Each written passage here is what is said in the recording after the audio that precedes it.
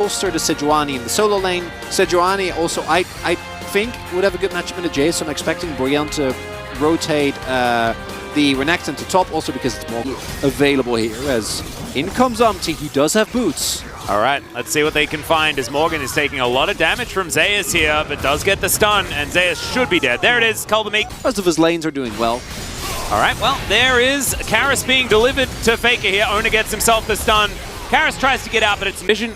Faker just walking through the silence field, not too worried about it, but Faker may have overextended. There's the flash. He gives him the thumbs up as the Emperor's Divide comes in. Can he get the bailout? The answer's no.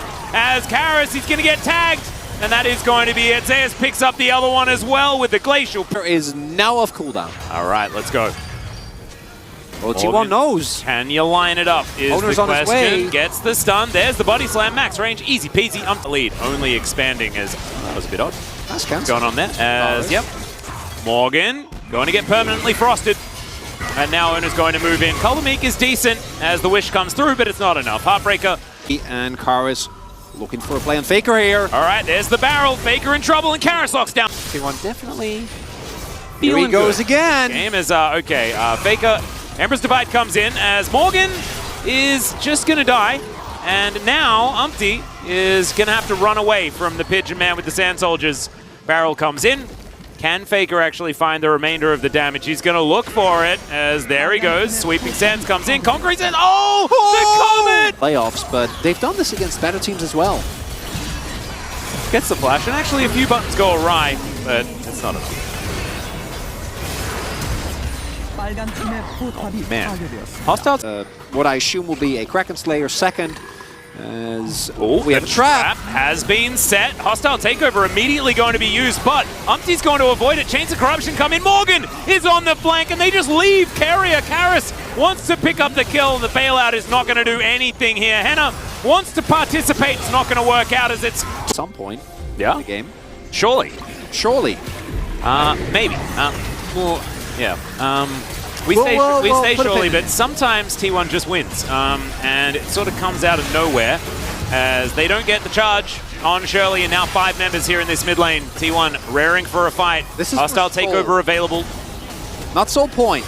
Soul. Yeah. 40 seconds. There's Glacial Prison used onto Morgan. He slices out of the way before the Chains of Corruption can lock him down. And T1, they set up the Sun Disc. Umpty on the flank. T1 playing a little fast and loose. That's 2 ultimates and a Ghost used in an attempt to take down someone on Brion, but Morgan is sitting on Earth Boots as well as a couple of runes as... Moonlight Vigil comes in. Faker is going to shift the sands, gets himself out of there. Zeus escaping as well. T1 are getting poked out of this. Yeah. They used a lot, didn't get that much done. I think Brion could very well be moving towards his dragon here. Yeah, for them, just a lone Ocean Drake, but for T1, they wanted to be able to lock down their soul. Oh, there's not a lot of vision though. This has got to feel scary for Brion. They don't have prio either. Oh, Carrier pokes his head out and immediately gets jumped on. There's a hostile takeover. He's still alive! Somehow! If he can't join the fight, he's way too low. Might have to give this one up, T1. See whether they do, as now Faker, he's going to go out the back of the pit. Zeus moves up to the front, but now Henna with red and white guns, he's dangerous.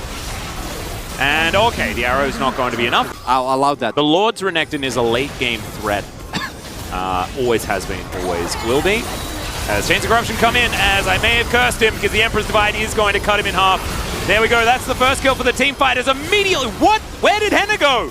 Umpty is now looking to try and grab Faker, but it's not going to work out.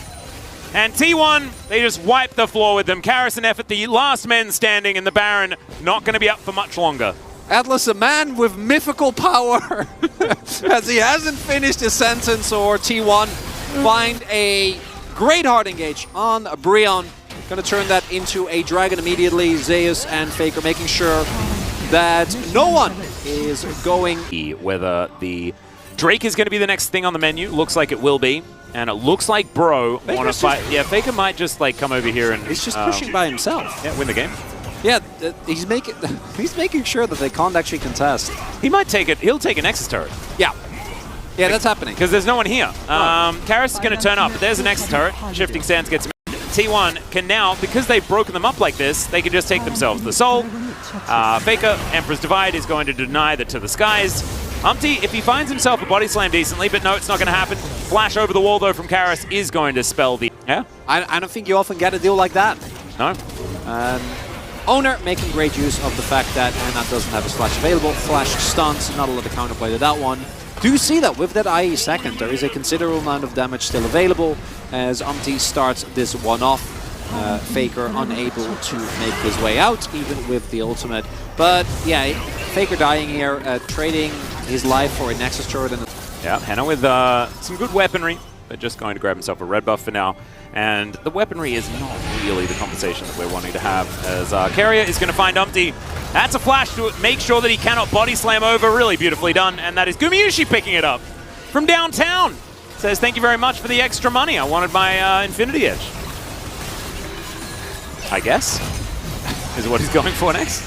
Bloodthirster? No, yeah, it will be BT. Yeah, because he has Rage Blade. I see Crit Cloak and BF Sword, and my old man brain is just like, that's Infinity Edge. But then I look at the build, I'm like, that's on-hit Varus Atlas, you moron. As anyway, Bro now going to deal with these minions flooding into their top side. Of course, you're doing great. I'm very proud of you, man. Yeah, come on. I'm keeping it positive. Yeah, I don't think moron's necessarily a bad thing. Whoa. When have you ever called someone a moron and be like, oh, thanks, man, I appreciate it. I've never said thanks, but I've never found it, you know, too bad. An endearing moron. I'm okay. Effectively guarantee as game is... Oh, no. Oh, no. Yeah. Karis going to be spotted, immediately turning around and taking down the Jace, and now the hostile takeover comes in. Henna is pretty dangerous, though, as Keria is going to get taken down. Emperor's Divide going to move Morgan away from Faker as the Glacial Prison lands in between everyone. And don't listen to Atlas. Don't ignore the minimap. The minimap is important. T1, all or nothing. Umpty. No, can't even get in. Yeah. They do manage to take the outer turret in the mid lane. Come back. As Morgan, he's going to have to Dominus deal with Faker here. And Effort is just running away from Ona. This Nexus turret, not long for the world. And Faker has a one-track mind. Alright, that's a flash forward from Ona. Henna is in so much trouble. Faker will swoop in, collect that one, and move on towards winning this game. That Nexus turret was taken down. Ona took the life of Effort and then used his silence to make sure he could get on top. Very, Hannah. Very cutely done. As there is an Emperor's Divide. Faker is going to die again, but it looks like he's having a very good time on the Rift. The Nexus will fall moments afterwards. T1 picks